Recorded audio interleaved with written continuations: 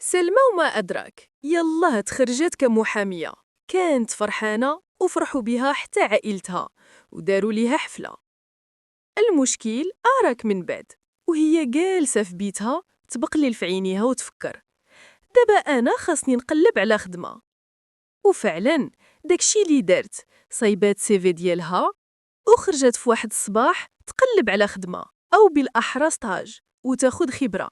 كانت في كل شارع كيبان ليها مكتب المحاماة كتدفع ليه علا وعسى يعيط ليها شي واحد. حتى فرقات كاع سيفيات ديالها المحاميين اللي في مدينتها. مشات للدار وبقات تسنى.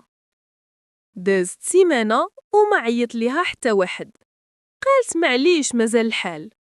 في هاد المدة كلها كانت كتعاون ماماها في الشقة والطياب. دازت شهر، سلمى بدات تعصب وما عرفات ما دير. ماما او تحد ما عيط ليا هادشي بزاف. كتبكي وهي لابسه بيجامتها وكاع ما مشاطه شعرها. معليش بنتي اللي مكتاب ليك غيجي حتى لعندك. سلمى، لا غلي يمكن غلطات في النمرة. مشات تجري تقلب على السيفي اللي بقى عندها وتأكد، ولقات باللي كاع المعلومات صحيحة، وبدات تبكي على زهرها. هبطات عند ماماها واقترحت عليها يمشيو العروبية باش تنسى شوية، وقرروا باش الغد ليه يسافروا ويغيروا الجو. جمعوا حويجاتهم وسيكانهم وسدوا البوطة وضوا الشراجم، شدوا الكار وتموا غاديين والشيفور طالق أغنيات وأنا ما عندي الزهر. فين ما تسالي عودها. وسلمى بقات ساكتة وتصنتت حتى وصلوا. نزلوا من الكار وكان خاصهم يشدوا الكرويلة حيت مازال الطريق بعيدة. بقاو كيتسناو ما كاين حتى كرويلة. كانوا جالسين حدا واحد مول الحانوت في الفيلاج. سلمى، اوف ماما الصهد قتلني. وصافي صبري، ياك انتي اللي باغا تجي. سلمى كانت فيها واحد الميزة انه اي حاجة وقعت ليها كتكتبها. كانت عندها واحد المذكرة فين ما مشات كتاخدها معاها. كانت جالسة فوق الصاك وتكتب، حتى وقف عليهم واحد الراجل كبير عنده تريكتور.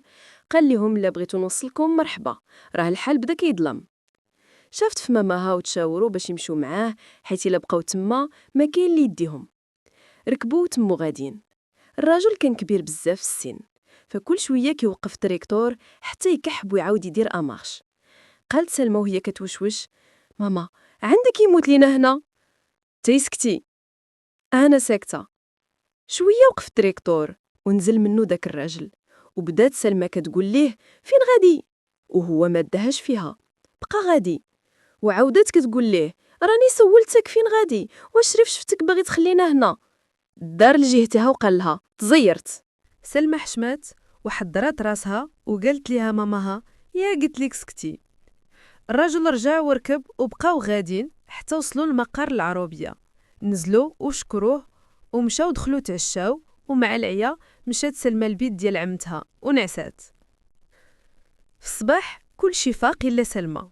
بقات خامرة حتى بدا تليفونها يصوني، مرة الأولى والمرة الثانية عاد فقط. كان ديك الساعة 10. هزت تليفونها وكان مازال كيصوني. جاوبات، الو شكون معايا؟ غير سمعت معاك المحامي. قفزات من بلاصتها واقفة. المحامي، كنتي حطيتي عندي السيفي ديالك وهاد اليامات انا محتاج لشي وحده ستاجير غدا مع 10 جي دوزي اونتروتيان. سلمى بقات مصدومه وقالت ليه يلا هات عيط. المحامي، كيفاش؟ سلمى، لا ان شاء الله غدا مع 10 نكون عندك. اوكي بسلامه. بقات سلمى تالفه وما عرفات ما دير. كتدور من هنا وتجلس وتوقف. مشات تجري عند ماماها وقالت لها ليها وباللي خاصهم يرجعوا اليوم قبل غدا. ماماها ما وافقاتش، حيت يلاه جاو. انا غنمشيو ضروري، خاصني نوصل قبل 10 ديال غدا. مشات كتجري، لبسات حوايجها وفطرات وحطات صاكها حدا الباب. سلمات مع عائلتها وخرجت معاها ماماها حتى تركب. بقات كتسنى حتى عيات. ما بان ليها غير داك الراجل الكبير. طلباتو باش يديها وفعلا ركبات ومشات. وكيف ديما فين ما يبغي يكحب يوقف تراكتور ويعاود يزيد. حاولت تمالك أعصابها وبدات كتكتب أي حاجة كتعشيها. وصلت للفيلاج من بعد ساعتين ديال الطريق، وخدات الكار ورجعت للدار. سلمى تفكرات باللي السروال اللي كانت غتلبس نساتو الصاك ماماها. مشات عند صاحبتها باش تخلي عندها ديالها وخلاتو ليها، لكن المشكلة انه قصير عليها وما عندها كيف دير. هذاك هو الحل اللي بقى ليها. صلحاتو باش يتجبد والو. سلمى ملي كانوا يطوالو ما عرفت هي فين كانت مخشية. دابا لا لبستو مع لي بوط ما يمكنش حيت الحال سخون. غادي نلبسو وليليها ليها. الصباح فقت سلمى بكري وجدات راسها ومشات. وصلت المكتب، صونات وخرج ليها المحامي. دخلات وصاكها على ركابها باش ما يبانش سروال.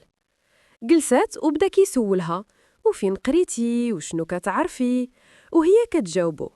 المهم أنه في الأخير أعطاها فرصة باش تبدا معاه، واخا هي ما حملاتوش جاها تقيل على القلب، لكن في نفس الوقت فرحات حيت غادي تبدا الخدمة. وقال لها من غدا تبدا الخدمة وتكون ديما حالة عينيها. المهم سالات المقابلة وخرجت تجري باش ما يبانش ليه سروال. المحامي ما فهم والو، وهي راجعة للطريق دازت لعند واحد مول المحل شرات الحوايج اللي خاصينها باش تبدا. جا النهار اللي غادي تبدا فيه، دخلات ولقات البيرو ديالها عامر بالدواسة. تصدمات حيت عطاها خدمة كتيرة. بدات الخدمة من هاد الدوسيي لهذا حتى طلع ليها الدم، والنهار كله كتسب فيه في خطرها. فوقت الغدا بدات كتكتب ليه المحامي أنه ما يسوى ما يصلح وشنو عطاها. دازو ايام وهي على نفس الروتين. مشات لعندو وقالت ليه باللي خاصها تولي تحضر معاه في الجلسات ماشي غير تبقى جالسه ورا البيرو. وقال لها اكيد غيديها الجلسه جايه. مشات فرحانه وبدات توجد كيفاش غادي ترافع على القضيه، وهي مازال ما عرفت اش من قضيه من القضايا اللي غادي تحضر ليها. مشاو صباح للمحكمه وهي طايره بالفرحه. المحامي بقى غير كيشوف فيها ويقول يا ربي ستر. دخلوا كانت الدنيا عامرة، تخلعات كلشي كيتسنى فيهم. المحامي غادي وهي من وراه، جبت له وراق وعطاها الكارطابل ديالو، حطت وحدها وبدا كيدافع على واحد السيد لاباس عليه اللي كانت التهمة ديالو اغتصاب فتاة خدامة عنده. سلمى بقات غير جالسة كتشوف وفهمت باللي داك السيد ماشي مظلوم، والبنت كانت تبكي. ملي سال المحامي جلس وقالت ليه سلمى حيد عفاك ندوز. قالها فين غادية؟ وقفات قدام القاضي وقالت ليه نقدر نهدر. قال لها ايه هضري. المهم انا كمحامية متدربة اعلن دفاعي عن الفتاة، حيت البنت ما كان عندها اللي دافع عليها وباللي تهموها انها مشات بارادتها مع داك السيد.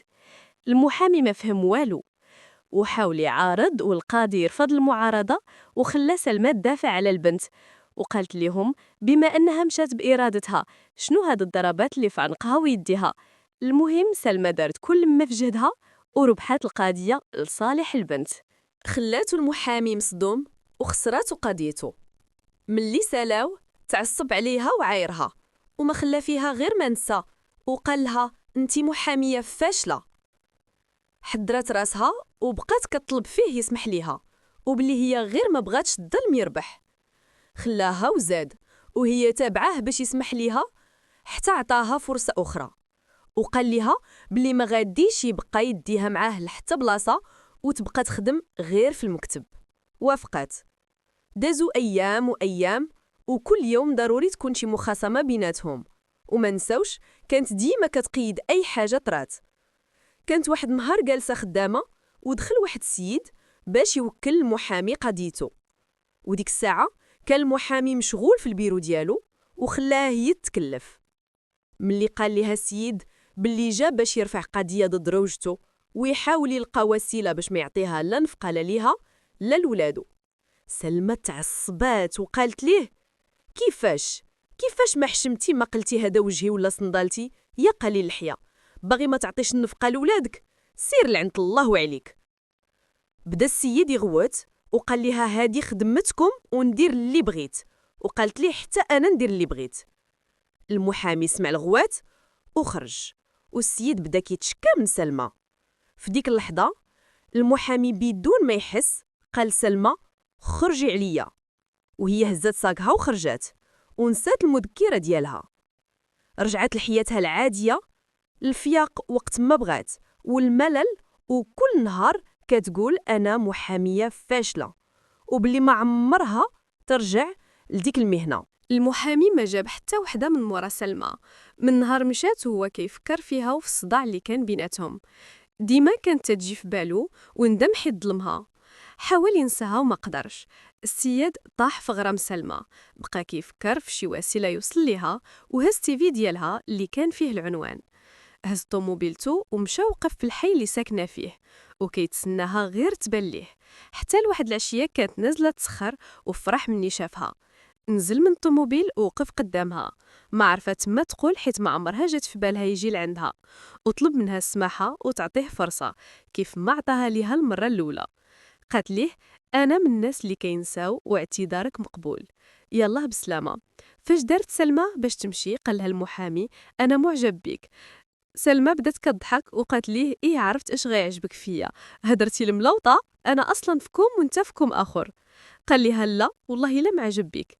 سلمى سكتات وكانت فرحانه وما كرهتش نبداو بالشكل مزيان. حاولت ما تبينش ليه بلي حتى هي باغا وقالت ليه اوكي ان شاء الله يكون خير. كانوا في ديك الفتره ديما كيهضروا في التليفون وكيخرجوا حتى تعلقوا ببعضياتهم، ما يمكنش يدوز شي نهار بلا ما يشوفها. واحد النهار كان كيقلب على شي وراق في البيرو اللي كانت فيه سلمى، ولقى المذكرة ديالها وقرا كاع داكشي اللي كانت كاتبه عليه. عيط ليها وقال لها ضروري نشوفك، وداكشي اللي كان. خرجت فرحانه حيت غادي تشوفو، كانت كتسنى فيه وبان ليها جاي، لكن هاد المره ما فرحانش وشافتو هاز المذكره ديالها وعرفات باللي قرا كاع داكشي اللي كتبات. وصل حداها ومد ليها المذكره بدون كلمه ومشى. يلاه بغات تقول لي خليني نشرح ليك، لقاتو مشى. بقات جالسة وكتبكي وكتقطع في الوراق. شوية بانت ليها يد مادة ليها مذكرة جديدة. طلعت راسها ولقات المحامي كيبتسم ليها وقال لها بما أننا غنبداو من جديد فخاص كل شي يكون جديد، ومسحي دموعك أبو خنينة.